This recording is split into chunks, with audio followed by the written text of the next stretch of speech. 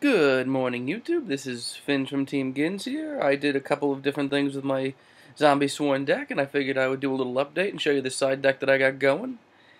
First of all, this deck is my baby. I've been playing zombies for years, and I got a little... I used to have like a crazy, like, straight zombie deck, like with Vampire Genesis, all that kind of stuff. And over time, it was just... It wasn't competitive. It wasn't good or anything like that. So...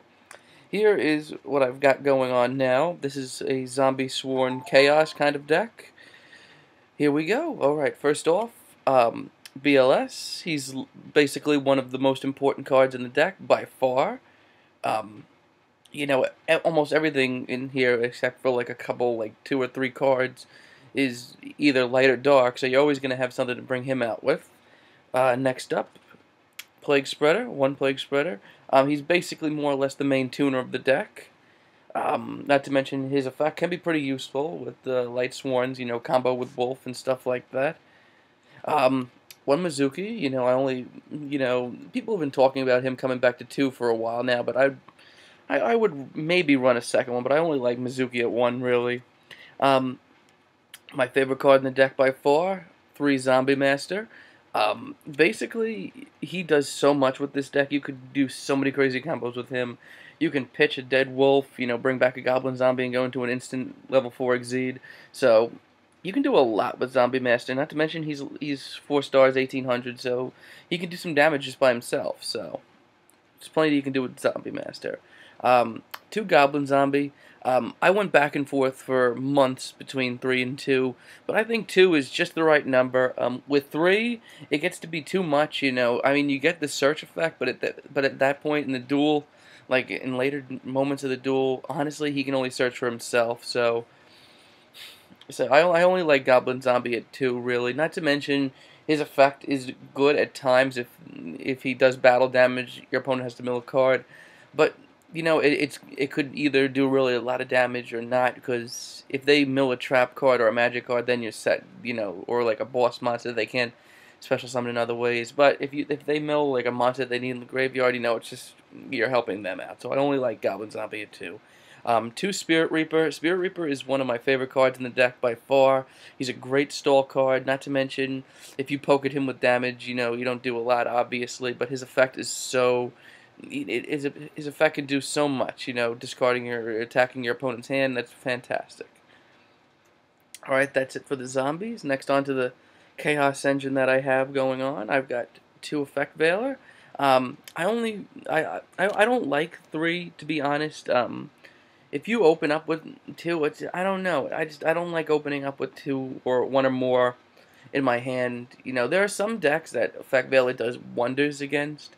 But more than anything, I like having it at 2. Not to mention, I do like the fact that it's a tuner as well. It brings you into a whole different world of synchros, because Plague Spreader can't do it all himself. Next up, 2 Necro Gardener. I love Necro Gardener. For so long, I refused to put him in the deck. I didn't want him in my deck. I didn't see the need for it. But, with all the milling that you're going to be doing with the Light Sworns, he's fantastic at 2. He's just where you want him. You can pitch him with Zombie Master and get him into the graveyard quicker. There's plenty you can do with Necro Gardener. Next up, 2 Chaos Sorcerer. For ages, I was only running 1, but I'm running 2 now, and I absolutely love him at 2. You're always going to be able to bring him out, because almost everything is either a light or a dark, the only exceptions are Mizuki and Card Trooper, basically. Chaos Sorcerer is fantastic. I've also sometimes gone into the level 6 Xyz, the Force Focus with him, so that's always an option as well. Next up, 1 Tragodia. I side out a second one. There are certain duels where Tragodia really comes in handy. He really can do a lot of damage. Not to mention, his effect, is a little complicated, but, it's insane when you really think about it. All the stuff that this guy can do. So I love running 1, even if you don't get him out, he's in Allure of Darkness, you can banish him. There's plenty you can do with Tragodia. Next up, I'm kind of iffy about this. I do like some of it, but sometimes it's just a dead draw. 2 Card Trooper. Part of me really likes Card Trooper because of all the extra milling that you end up doing with him. But then there's the other part of him that's just like it's an earth monster, so he kind of clogs your graveyard. But I do like the fact that you get a draw off him when he's destroyed. I do like having that. And finally, for the chaos stuff, I have one Gores. Gores, let's be honest, he wins games. Alright, quickly, I've got the Lightsworn engine, one Judgment Dragon. I only really like one. You know, sometimes I wish I had a second one, but for the most part, I like only having one because it is a hybrid kind of deck. Two Wolf. I know a lot of people don't like Wolf and don't run him, but personally, I think Wolf is fantastic. You're milling a lot in this deck. Yeah, you're going to be milling a lot between Card Trooper and the other Lightsworn, so, it's always fun. Not to mention, if he clogs your hand, there's so much you can do with him, Zombie Master, you can pitch him. If you, by any chance, run Illuminite, you can pitch him to draw a card, You can do plenty with Wolf. Two Ryko, love having two. There's sometimes I wish I had a third, but for now, two is fine. I don't run many magic and trap cards. I don't really run any trap cards in the main deck. So Ryko can take care of a lot of stuff. He can take care of back row. If Lila doesn't, Ryko's fantastic. Next up, double Lila. Pretty explanatory. She gets rid of the back row, which is fine because I don't really run MST in here. One Lumina, I know plenty of people are running two these days since she's back up to two. Personally, I really don't like her. I don't really think it's necessary at two. One Celestia.